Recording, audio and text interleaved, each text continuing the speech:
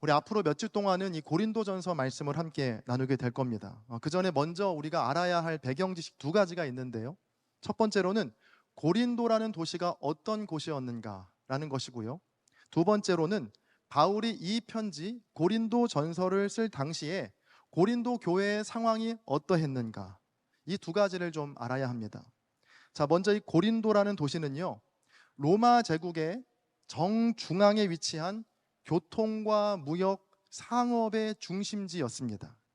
그리고 도덕적으로는 매우 타락한 도시로 유명했습니다. 그러니까 대표적인 예로 아프로디테 신전에서 신전 매춘이 벌어져서 당시 그 고대 사회에서는요, 고린도 사람 같다라는 말이 저 사람 몹시 타락하고 몹시 퇴폐적인 사람이다 라는 말로 통용될 정도로 굉장히 타락하고 음란한 도시가 바로 이 고린도라는 지역이었죠. 그러니까 오늘날로 굳이 비유해 보자면 싱가포르의 경제적 부와 뉴욕의 화려함과 그리고 라스베가스의 유흥과 타락이 하나로 응축된 도시가 바로 이 고린도였습니다. 여러분, 대충 어떤 도시였는지 상상이 가시죠? 이런 도시에 세워진 교회가 바로 고린도 교회였습니다. 언뜻 봐도 교회가 세워지기에는 쉽지 않은 조건이었습니다. 이런 악조건 속에서 사도 바울이 18개월 동안 머물면서 개척한 교회가 바로 이 고린도 교회였죠. 고린도 교회는 지금 우리 창천교회처럼 이렇게 큰 건물의 교회가 아니었습니다. 성서학자들의 연구에 따르면 당시 고린도 교회를 섬기는 전체 성도의 숫자가 약 50명 정도였을 것이다. 그러니까 최대로 따졌을 때 50명이었을 것이다 라고 많이들 이야기합니다. 자, 많은 숫자가 아니죠. 자, 그런데 숫자는 많지 않았지만 정말 다양한 부류의 사람들이 모여있는 교회 공동체였습니다. 소수의 상류층의 신자들이 있었고요, 또 기술자나 상인들과 같은 중산층의 신자들도 일부 있었고, 그 외에 대다수는 노예 신분의 가난한 신자들이었습니다. 자, 다양한 부류의 사람들이 어우러진 곳이 바로 이 고린도 교회인 겁니다. 여러분 생각해 보세요. 이 고린도 교인들은요, 정말 굉장한 사람들입니다.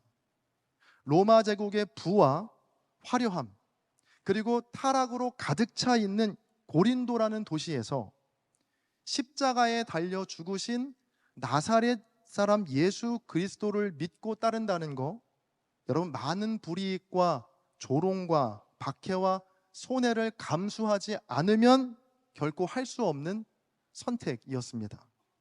자, 그러니까 이 고린도 교회를 구성하는 약 50명의 성도들은 그냥 심심해서 혹은 궁금해서 뭐 재밌는 일 없나 해서 가볍게 신앙생활을 하는 사람들이 결코 아니었다는 겁니다.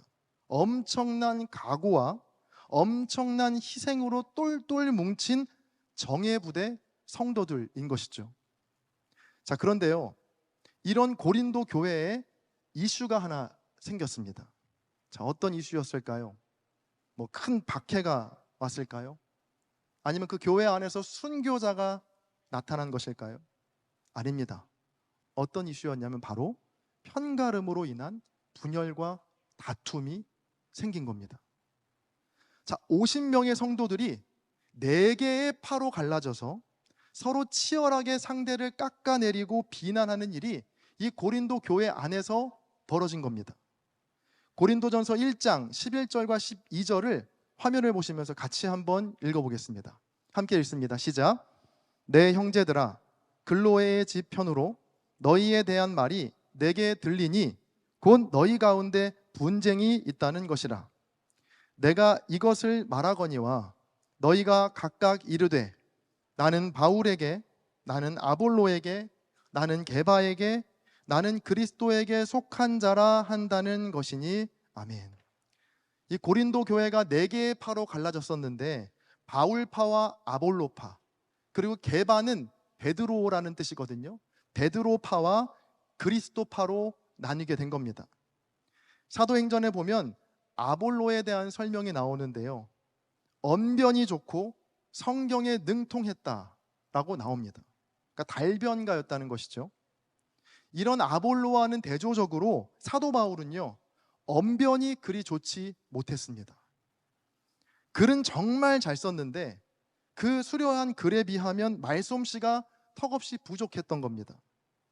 이 바울이 고린도 교회를 개척하고 고린도 교회에서의 사역을 마친 뒤에 바울의 후임으로 아볼로라는 사람이 그 고린도 교회에 부임하게 되거든요. 아마도 바울과는 다른 아볼로의 유창한 설교를 듣고 아볼로를 따르는 무리들이 좀 생긴 것 같습니다. 자, 그런데 거기까지는 문제가 아닙니다. 좋아할 수 있죠. 따를 수 있습니다. 그런데 문제는 이 아볼로를 따르는 사람들이 자신들을 아볼로파라고 규정 지으면서 다른 리더들을 인정하지 않았다는 겁니다. 그리고 바울을 지지하던 사람들도 마찬가지였습니다. 고린도 교회를 개척한 바울을 지지하고 따르는 것까지는 아무런 문제가 없습니다. 그런데 자신들을 바울파라고 지칭하면서 교회 내에 분열과 다툼을 조장한 것이 문제였던 겁니다.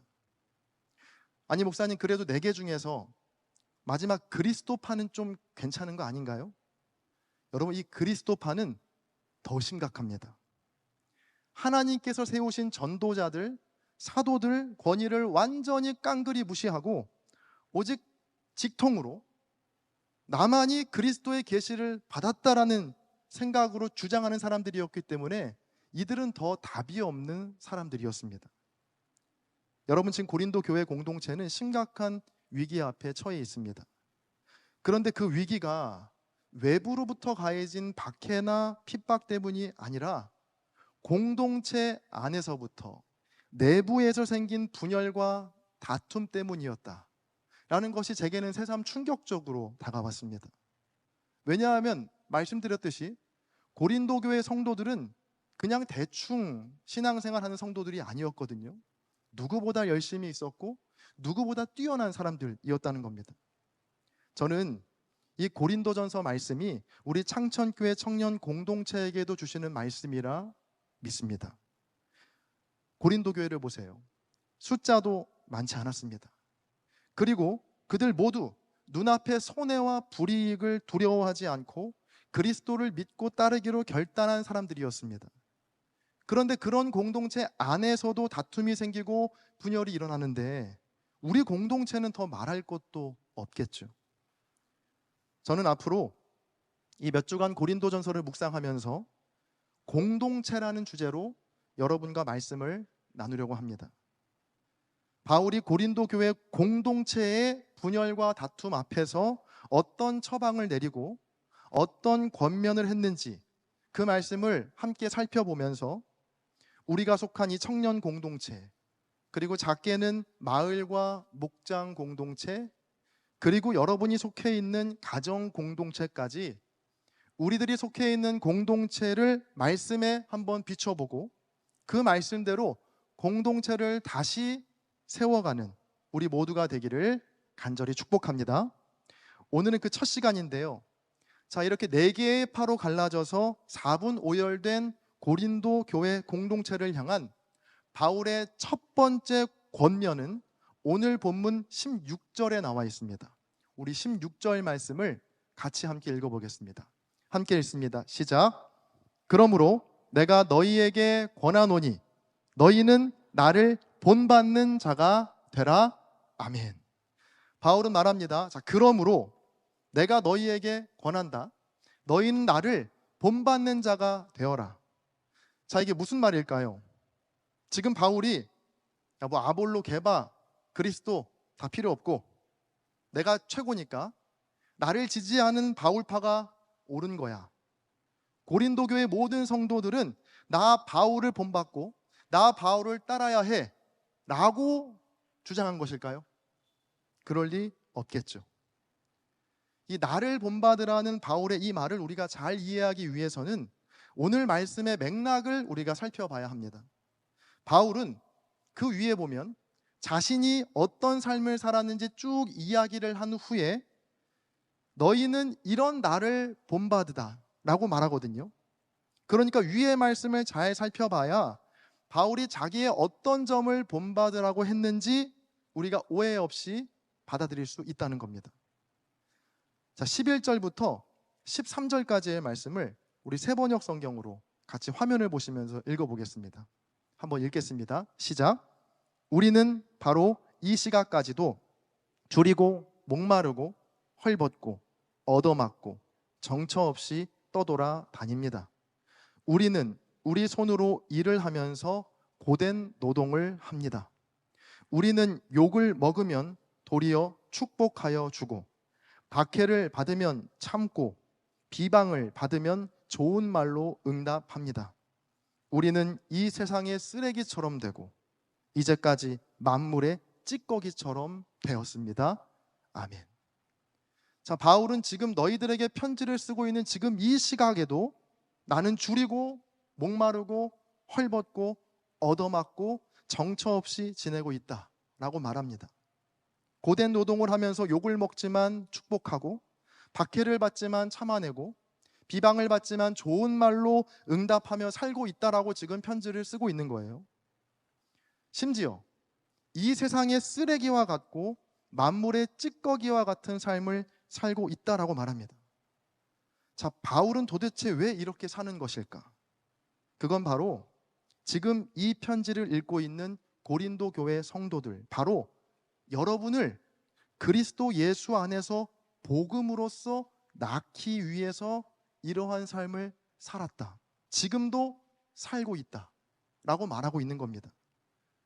그래서 바울은 고린도 교회 성도들에게 자신의 이런 삶을 본받으라고 지금 권면하고 있는 것이죠. 누군가를 복음으로 낳기 위해서 목마름과 굶주림과 고된 노동과 욕과 박해와 비방을 받는 것, 그리고 만물의 찌꺼기처럼 취급당하는 삶을 살기를 원한다, 이런 나를 본받으라고 말하고 있는 겁니다. 자, 오늘 말씀의 제목은요, 다정함입니다. 한번 옆에 사람을 다정하게 좀 봐볼까요? 다정함. 우리 15절에서 바울은 나는 너희를 가르치는 스승이 아니라 너희를 낳은 아버지다, 아비다라고 비유하고 있는데요, 네 개의 파로 갈라져서 자기만이 옳고 상대의 부족함을 지적하는 고린도 교회 성도들을 향해서 스승이 아닌 아비의 심정으로 너희를 복음으로써 낳은 나 바울을 본받으라고 하는 것입니다. 저는 오늘 이 바울의 메시지를 제 나름대로 한 문장으로 이렇게 정리해 봤습니다. 바로 스승의 예리함이 아닌 아비의 다정함으로 서로를 품어주기. 같이 한번 읽어볼까요? 시작. 스승의 예리함이 아닌 아비의 다정함으로 서로를 품어주기. 이 당시 자료들을 보면요, 이 고린도에 소피스트들이 참 많았다고 합니다.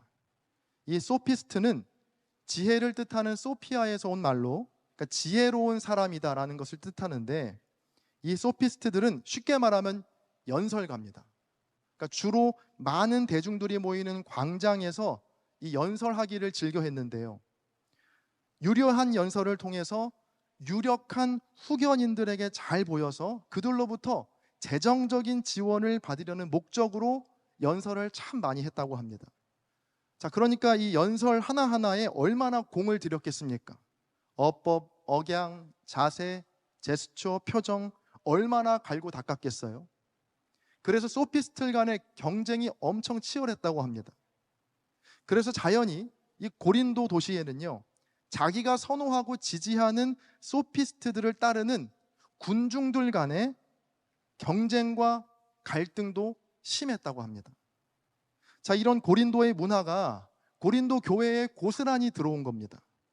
어떤 사람은 바울의 논리가 탄탄하다고 하고, 또 어떤 사람은 아볼로의 언변이 최고라고 하고, 또 어떤 사람은 베드로의 정통성이 중요하다라고 하고, 또 어떤 사람은 다 필요 없고 나는 직통으로 그리스도와 통한다고 하면서 서로를 향한 날선 비판을 가했던 겁니다. 이런 고린도 교회 성도들에게 바울은 스승의 예리함이 아니라 아비의 다정함으로 권면하면서 너희도 이런 나를 본받기를 원한다라고 지금 말하고 있는 것이죠. 아시는 분은 아시겠지만 요즘 저희 아이들이 야구를 합니다. 뭐 그냥 놀이터에서 공 던지는 수준이 아니고요. 정말 본격적으로 야구를 하기 시작했습니다. 이 아이들이 본격적으로 야구를 하기 그 전에 꽤 오랜 시간은 저와 같이 뭐 캐치볼도 하고 미니게임도 종종 했습니다. 셋이서. 공휴일이나 주말 저녁에 퇴근하면 항상 아이들과 밖에 나가서 공놀이를 했습니다. 자, 그때는요, 제가 아이들에게 뭐 공 던지는 법도 알려주고, 뭐 아는 것도 별로 없는데 뭐 어떻게 치는 건지 알려주고 가르쳐 주기도 했습니다.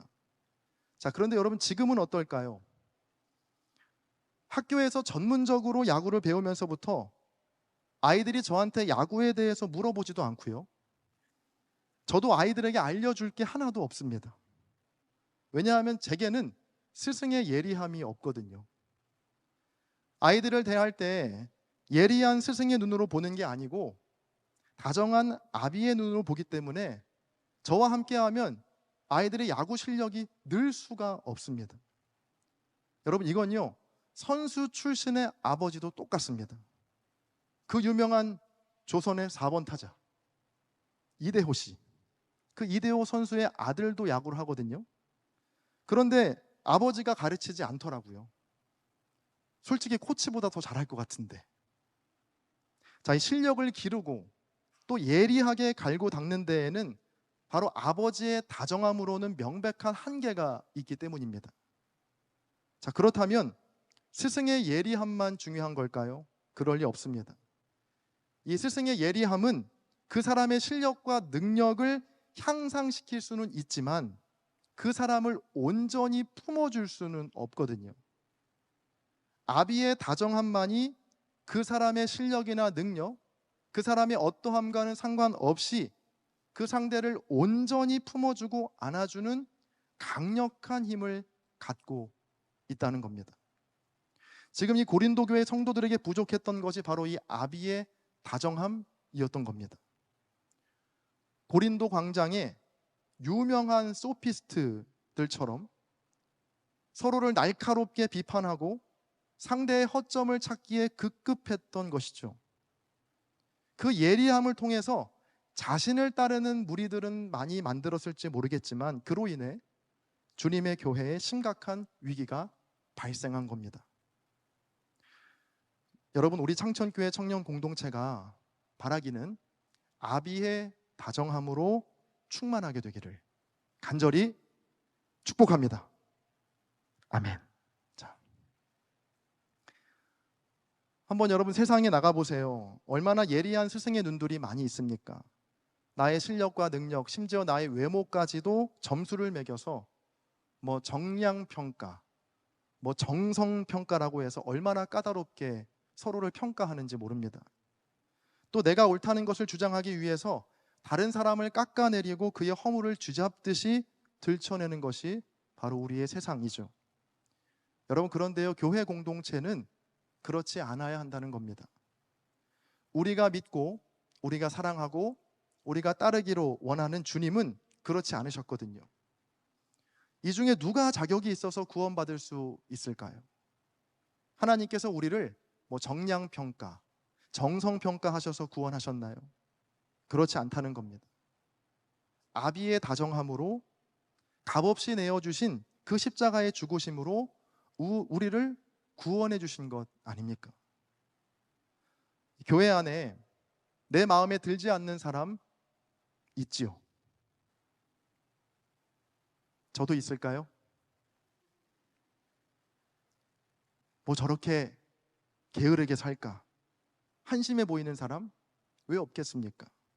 또 저 사람은 왜 저렇게 예민하게 굴까? 나를 보는 표정, 왜 저런 표정으로 나를 보고 있지? 거슬리는 사람이 왜 없겠어요?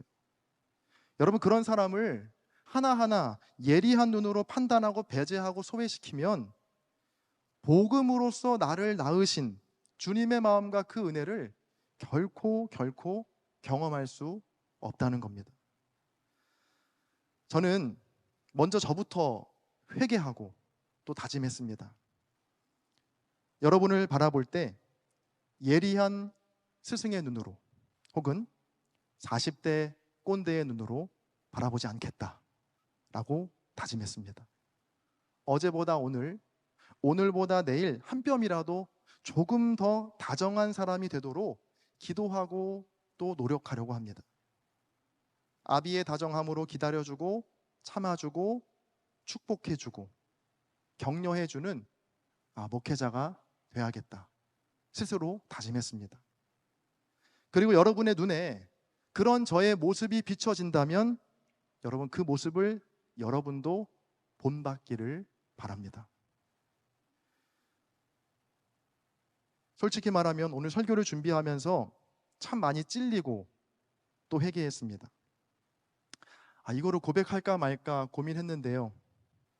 요즘 저는 저희 아이들에게 다정하지 못했습니다. 특히 야구를 시작하면서부터 아이들을 바라볼 때 아비의 눈보다 스승의 눈으로, 코치의 눈으로 아이들을 바라봤던 것 같습니다. 왜 그것밖에 못하냐? 그렇게 할 거면 얼른 그만둬라. 이거는 방송용이고요. 이거 굉장히 순한 버전인데? 하지만 차마 이 자리에서 하지 못할 말들을 아이들에게 많이 했습니다. 물론 그때마다 이유는 있었어요. 제가 그냥 아무 이유 없이 그런 사람 아니거든요. 그러니까 더 잘 되기를 바라는 마음도 있었고 그냥 바로 잡아주고 싶은 마음도 있었습니다. 그런데 오늘 말씀을 준비하면서 문득 그런 생각이 들더라고요. 아이들의 눈에는 내가 어떤 아버지로 비춰졌을까? 아마도 다정한 아버지보다 무섭고 엄격한 코치에 더 가깝지 않았을까? 이제 깨닫게 된 겁니다. 여러분, 육신의 부모도 자기의 자녀를 다정함으로 대하는 건 쉽지 않습니다. 당연한 것 아닙니다. 하물며 나와 피 한 방울 섞이지 않은 내 옆의 사람을 아비의 다정함으로 품어주는 것은 얼마나 더 어려운 일이겠습니까? 그래서 저는 오늘 말씀을 맺으면서 우리 모두 다정해집시다 라고 외치기보다는 먼저 하나님의 다정함을 기억해야 한다 라고 말씀드리고 싶습니다.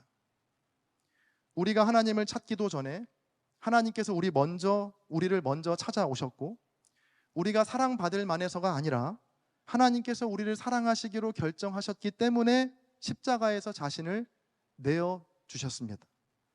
그러니까 우리가 하나님께 다정해서 구원받은 게 아니고 하나님께서 우리에게 먼저 다정하셨기에 우리가 구원받았다라는 겁니다. 그래서 공동체 안에서 누군가에게 상처를 받을 때마다 그리고 누군가의 부족함이 내 눈에 보일 때마다 여러분 먼저 하나님의 다정함을 떠올리시기를 바랍니다. 그리고 그 다정함을 기억하면서 한 번 더 기다려주고 한 번 더 참아주고 한마디 더 축복해 줄 수 있기를 간절히 바랍니다. 또 목장 안에서 나눔을 할 때, 또 카톡방에서 대화를 할 때 날카롭고 예리한 피드백보다는 다정한 한마디로 또 다정한 눈빛으로 그 존재 자체를 인정해주고 믿어주는 공동체가 되기를 간절히 소망합니다.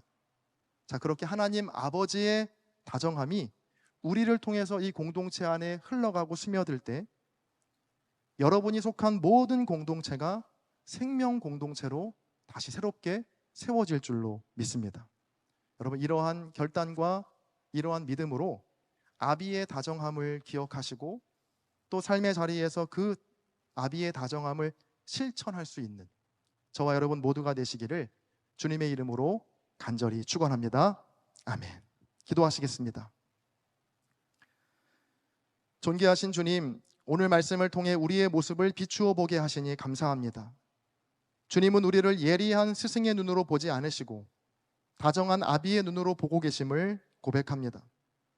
세상의 여러 평가와 판단으로 지쳐있던 청년들과 모든 성도들의 마음을 이 시간 주님의 다정한 품으로 안아 주옵소서. 그리고 우리도 그 주님을 닮아 내 힘으로 도저히 품을 수 없는 사람을 만날 때마다 주님의 다정한 눈빛을 구하게 하시고 한 번 더 기다려주고 한 번 더 참아주며 한마디 더 축복할 수 있는 예수님의 마음을 우리 안에 부어 주옵소서. 그리하여 우리 창천교회 청년 공동체가 누구라도 쉬어갈 수 있고 또 아프고 힘이 들 때 가장 먼저 생각나는 아버지의 품과 같은 따뜻한 주님의 교회가 되게 하여 주옵소서. 감사드리며 우리 주 예수 그리스도의 이름으로 기도합니다. 아멘.